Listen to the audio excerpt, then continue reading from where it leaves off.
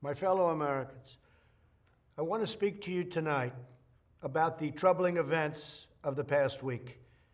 As I have said, the incursion of the U.S. Capitol struck at the very heart of our republic.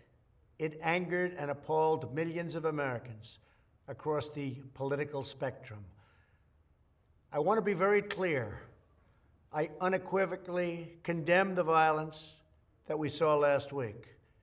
Violence and vandalism have absolutely no place in our country and no place in our movement. Making America great again has always been about defending the rule of law, supporting the men and women of law enforcement, and upholding our nation's most sacred traditions and values.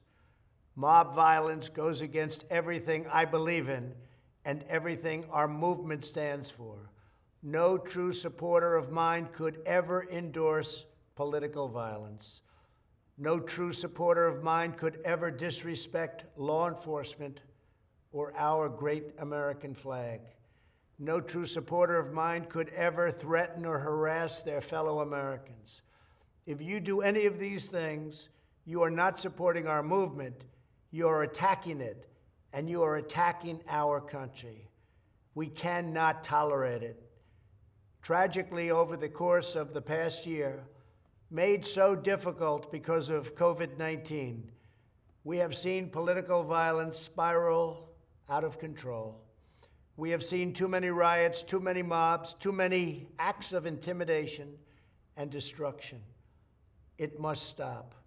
Whether you are on the right or on the left, a Democrat or a Republican, there is never a justification for violence. No excuses, no exceptions. America is a nation of laws. Those who engaged in the attacks last week will be brought to justice. Now I am asking everyone who has ever believed in our agenda to be thinking of ways to ease tensions, calm tempers, and help to promote peace in our country. There has been reporting that additional demonstrations are being planned in the coming days, both here in Washington and across the country. I have been briefed by the U.S. Secret Service on the potential threats. Every American deserves to have their voice heard in a respectful and peaceful way. That is your First Amendment right.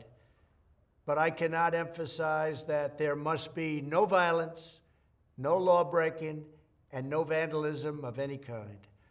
Everyone must follow our laws and obey the instructions of law enforcement. I have directed federal agencies to use all necessary resources to maintain order.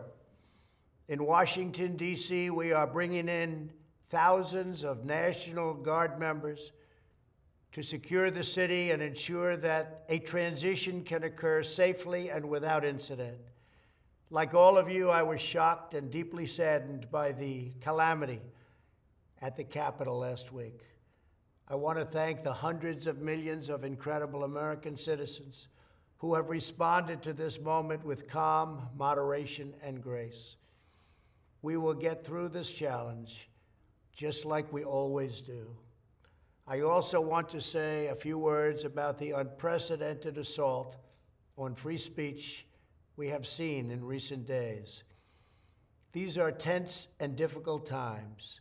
The efforts to censor, cancel, and blacklist our fellow citizens are wrong, and they are dangerous.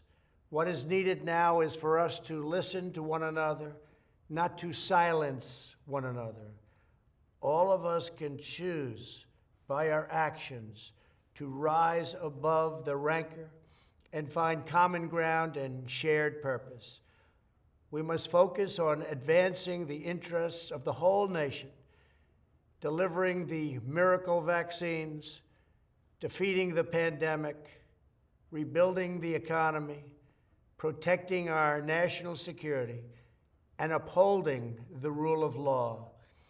Today, I am calling on all Americans to overcome the passions of the moment and join together as one American people. Let us choose to move forward united for the good of our families, our communities, and our country. Thank you, God bless you, and God bless America.